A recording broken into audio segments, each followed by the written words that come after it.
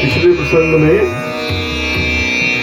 हमने हनुमान जी किस प्रकार से मां सीता जी को हर प्रकार से समझाकर कि कपिन सहित आई हैं रघुवीरा, बहुत प्रकार से धीरज दिया और कहा कि मैया अब मेरे को आज्ञा दो ताकि मैं आपका कुशल समाचार श्री राम को सुनाऊं और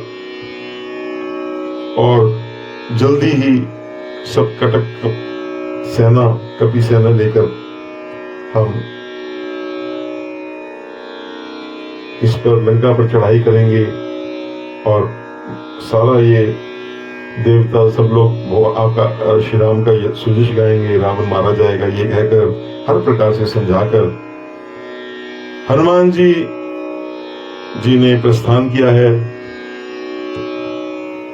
समुद्र पार किया। तो उस समय हनुमान जी ने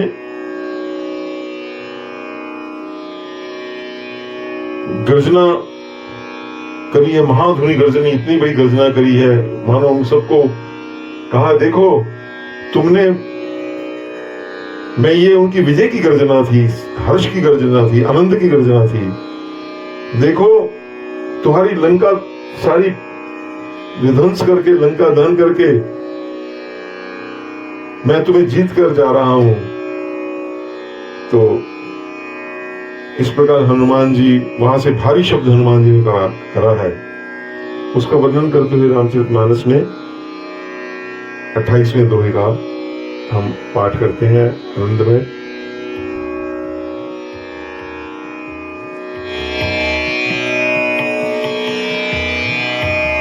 चलत महाधुनि गरजसी भाई, गर्भ समय सोई निशिचर नाई, नाधि सिंधु एही पारही आवा,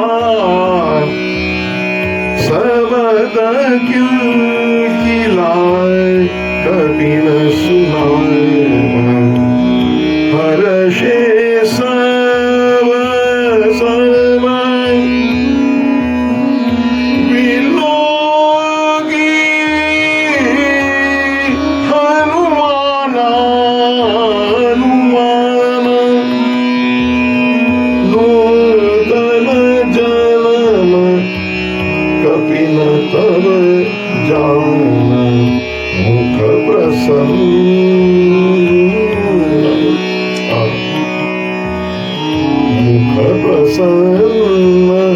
तन तेज विराजा, मुख प्रसन्न। हनुमान जी का जो मुख है,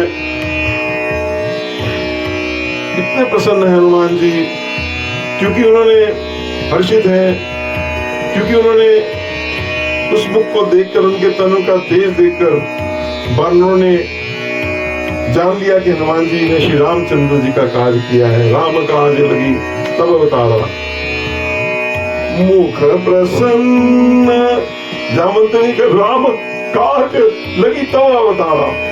तो आज हनुमान जी वो रामचंद्र का काज करके आए हैं। मुख प्रसन्न तन तेज विराजा, श्री रामचंद्र कर काज। ये जो बानरों को लगा कि हमारा नया जन्म हुआ है, नूतन जन्म कपिल तब जाना, और ये जो कार्य सिद्धि के लक्षण है, जब कार्य हो जाता है तो मन खिल नहीं रहता, प्रसन्न हो जाता है, आनंदमय हो जाता है, तेज विराज जाता है, निस्तेज नहीं रहते। ऐसे हनुमान जी ये लक्षण है। उसको देखने मात्र से, किलकिला शब्द सुनकर इस सारे विश्व में श्री राम की कीर्ति की पताका फहराकर हनुमान जी आ गए हैं। उन्होंने हम लोगों को तो जीवन दान दिया ही, सारे संसार में जो कई हजारों वर्षों से रावण ने जो त्रास दे रखा था, अब उसका समाप्त समझो। अब सब हनुमान जी को मिलते हैं, मिले सकल भई अति सुखकारी, मिले सकल सब भय अति भय सुखारी, तलफत मीन पावत जीवाई। इस प्रकार लगता है मानो हनुमान जी जैसे मछलियों को जीवन का जल मिल गया हो, बिना जल के जैसे तरह तरह कर मरणोमुख बने मीनों को प्रकार उनकी दशा हुई थी कि उन्होंने भी जल खाना पीना सब छोड़ा हुआ था। अब हनुमान के आने से सब प्रसन्न हो गए। अब हनुमान जी सब बानर इकट्ठे होकर चल पड़े हैं प्रवशन गिरी की तरफ, जहां भगवान श्री राम जी विराजे हैं।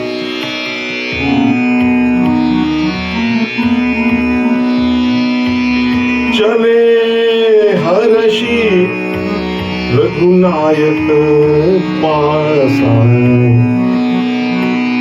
पूछत कहत नवन इतिहास, तब मधुबन भीतर सब आए, अंगद सम्मत मधुफल खाए। रखवारे जब बरजन लागे, मुष्टि प्रहार हनत सब भागे। तो सब खड़े भगवान के पास चले, पूछे तो कहा था नवल इतिहासा, जो जो घटना हुई जामवंत जी ने वो सब उनसे पूछते गए सारा इतिहास। पर हनुमान जी ने अपनी तरफ से नहीं कहा, पूछे तो कहा था, पूछने पे कहा नवल इतिहास, नया इतिहास आज विश्व में सारे ब्रह्मांड में गूंज गया। जामवंत जी का गुरु रूप है, इसलिए पूछने पर सब कहना कर्तव्य ही था। तो अपने मुख से अपनी कहनी का दोष नहीं लगा हनुमान जी को। इससे यह भी फायदा हुआ कि सुग्रीव जी और श्री राम जी को वो इतिहास बनाने के लिए एक बुद्धिमान जामवंत जी पूरी तरह तैयारी कर गए। उन्होंने बताने के लिए सारा उनको, वो सारा उनके पास सारा इतिहास आ गया।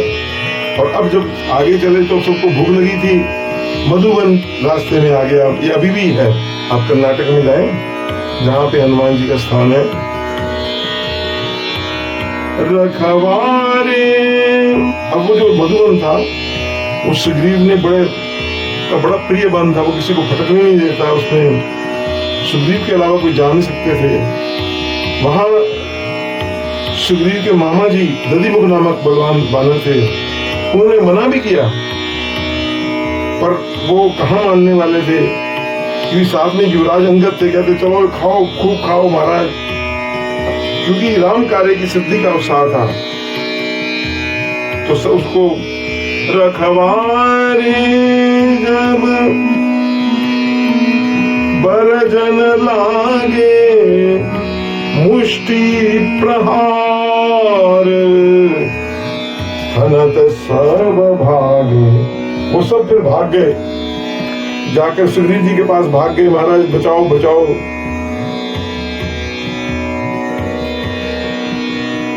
और तो जाकर उन्होंने सुग्रीव जी के पास फरियाद की, महाराज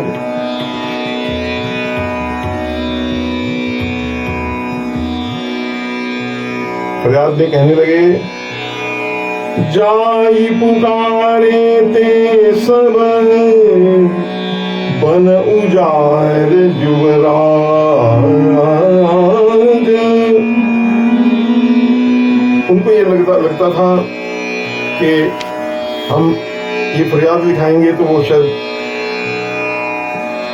सुग्रीव जी को गुस्सा आएगा, लेकिन हुआ उल्टा ही। उनका ये दांव व्यर्थ गया। सुग्रीव को बहुत आनंद हुआ कि मैंने जो राम जी से प्रॉमिस किया था, उन्होंने मन से जान लिया कि वो जो वानर हैं वो भगवान का कार्य राम काज करके लौट रहे हैं, इसलिए बहुत आनंदित हुए, हर्षित हुए। कोई बात नहीं, उन्होंने कहा। इस प्रकार से खूब चारों तरफ आनंद छा गया है। अब अगले प्रसंग में किस प्रकार वो भगवान राम के पास हनुमान जी पहुंचेंगे, वो प्रसंग हम आगे की श्रृंखला में देंगे। बोल सियावर रामचंद्र महाराज की जय।